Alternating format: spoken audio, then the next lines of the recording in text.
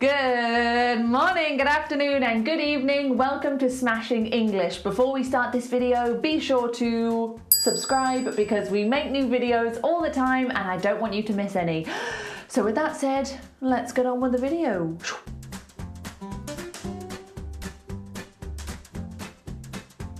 Hey, it's okay. I get it. The word say is really tempting and it's really easy to use and we use it a lot. And there's nothing wrong with the word say. You can say as much as you want. I just said it then. See, I've used it about 4 times already. However, sometimes there's a word that expresses even more than just say.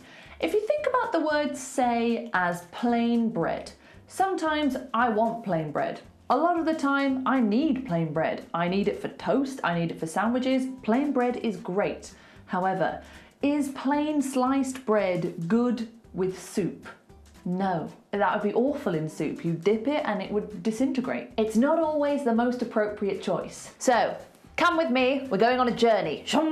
We're going to learn a couple of different words you can use instead of say. Let's expand the vocabulary, shall we? Let's go. And he was an ABBA fan, she added. Add is a lovely verb you can use instead of the word say. Use add when it is an extra sentence on top of what the person has already said. He's got really weird hair, she said. And he's an ABBA fan, she added. Okay, let's learn another word. Let's go. Okay, pretend this is like one of those foghorn things, okay? Hear ye, hear ye.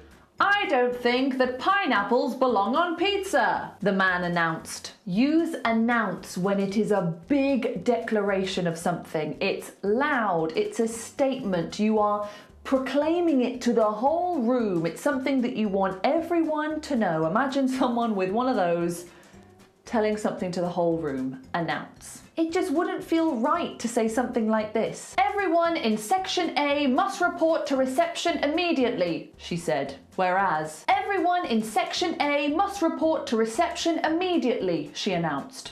Way better. I understand it. That makes a lot of sense. Let's learn another word. I'm actually the best swimmer in the team, so he claimed. Claim. Claim is brilliant if the thing that the person is saying is a little bit doubtful. It can't be proved. It's just an opinion, a statement. So if someone says something that is not proven to be true and you are unsure, you can say that they claim it. I'm the best swimmer in the team, he claimed.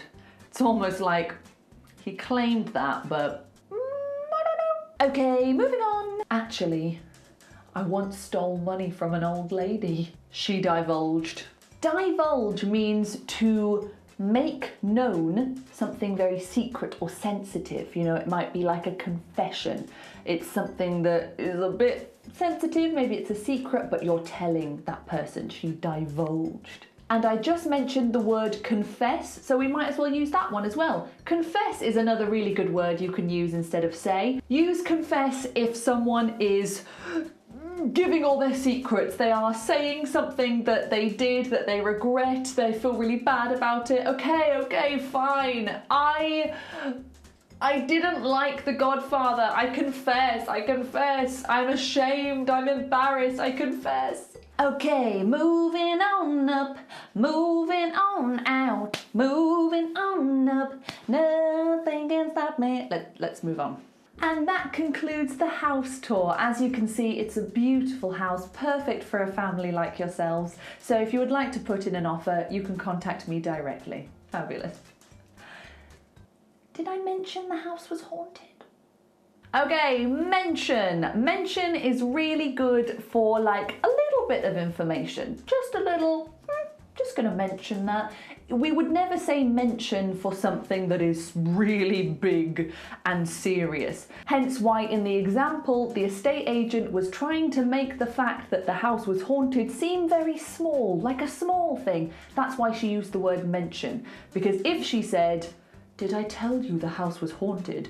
Tell feels a bit more serious, but mention is like, oh, little piece of information, doesn't really matter. So you can use mention for extra little bits of information that don't carry too much weight. There are 3 really useful words you can use instead of say when you are returning words to someone else. So let's say someone asks you a question or someone says something to you, then you can either reply, answer, or respond.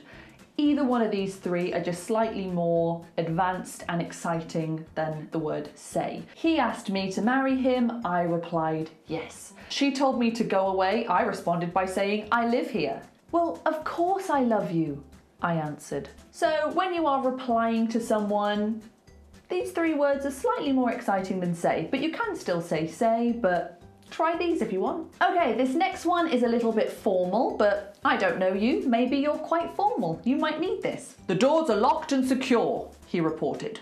Report is normally something you do to a boss or a manager or a leader.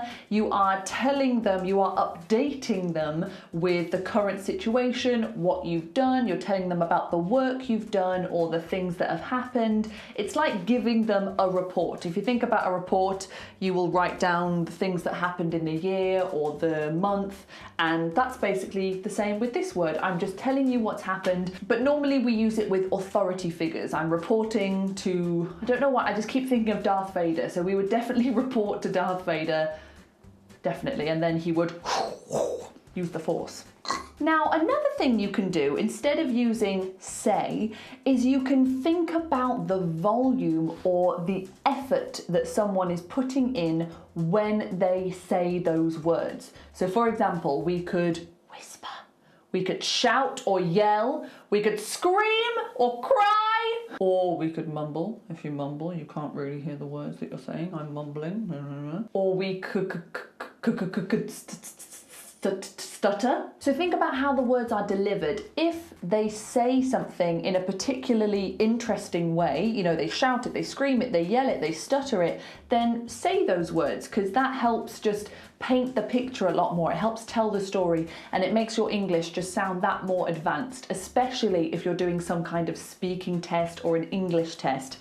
These kinds of words are very juicy. Let's end with declare. I love this word, declare. This is quite similar to announce. However, announce is just, I'm just telling you facts. You know, I'm just announcing to you that the shop will be closing in 5 minutes. However, declare is a bit more grand. It has a bit more theatricality to it. Maybe a king is declaring a new law. From this day on, everyone will wear purple on a Tuesday. This is the law I declare.